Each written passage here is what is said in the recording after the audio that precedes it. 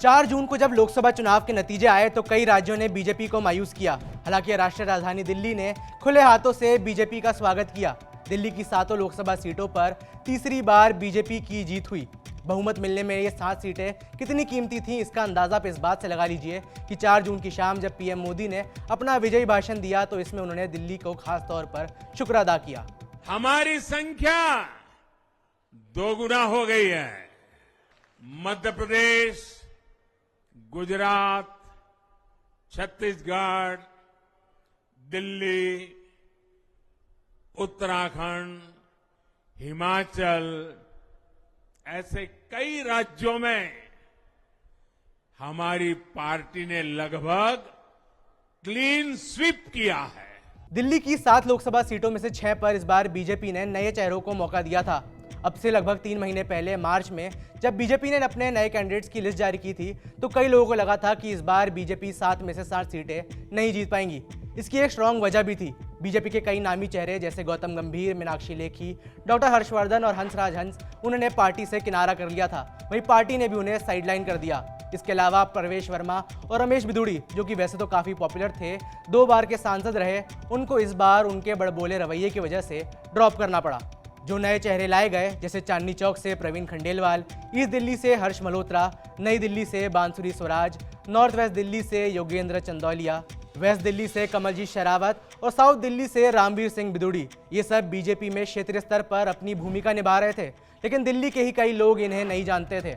एक शायद बांसुरी स्वराज ही होंगी जिन्हें कुछ लोग उनकी मां और पूर्व विदेश मंत्री स्वर्गीय सुषमा स्वराज की वजह से जानते होंगे।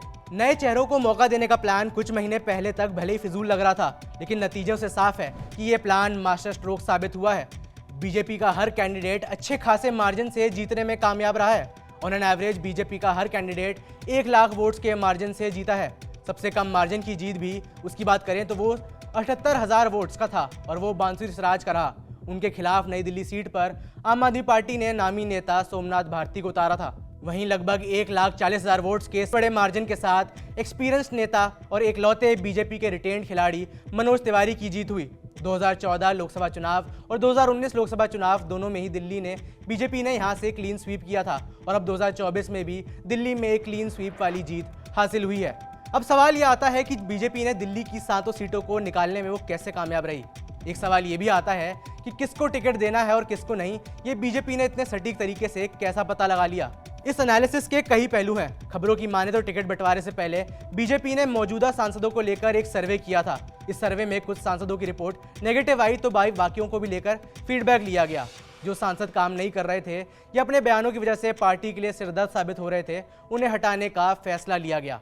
पिछले 10 सालों से बीजेपी दिल्ली में जीत हासिल कर रही थी। इस बार उम्मीद थी कि अगर कैंडिडेट सेम होते हैं तो एंटी इनकम्बेंसी यानी सत्ता विरोधी लहर हो सकती है। यहाँ अगर आप सवाल करें कि मनोज तिवारी का टिकट क्यों नहीं काटा गया तो इस पर एक स्पेशल डिटेल्ड वीडियो हम पहले ही बना चुके हैं, उसको जाकर आप देख सकते हैं। लेकिन चंद शब्दों में अगर बताएं मनोज तिवारी की वैल्यू बीजेपी में क्या है तो आप जान लीजिए कि वो मौजूदा सांसद हैं, साथ साथ बीजेपी के स्टार प्रचारक भी हैं। हिंदी और पूर्वांचल बेल्ट में उनकी अच्छी खासी पकड़ है। बॉलीवुड और भोजपुरी सिनेमा में वो अपने गानों की वजह से सुर्खियों में रहते हैं और खास तौर पर यूथ में उनकी काफ़ी पॉपुलैरिटी है। बीजेपी का ये दिल्ली वाला क्लीन स्वीप इसलिए भी गौर करने लायक है क्योंकि पार्टी को इस बार बाकी राज्यों में जैसी उम्मीद थी वैसी जीत नहीं मिली। दिल्ली में भी मौसम बदलता लग रहा था जब अरविंद केजरीवाल ने जेल से बाहर आकर आम आदमी पार्टी के लिए चुनाव प्रचार किया। उस कैंपेन को टक्कर देने के लिए पीएम मोदी ने खुद दिल्ली आकर जनसभाएं की और प्रचार के अंतिम दिनों में पूरी ताकत झोंक दी।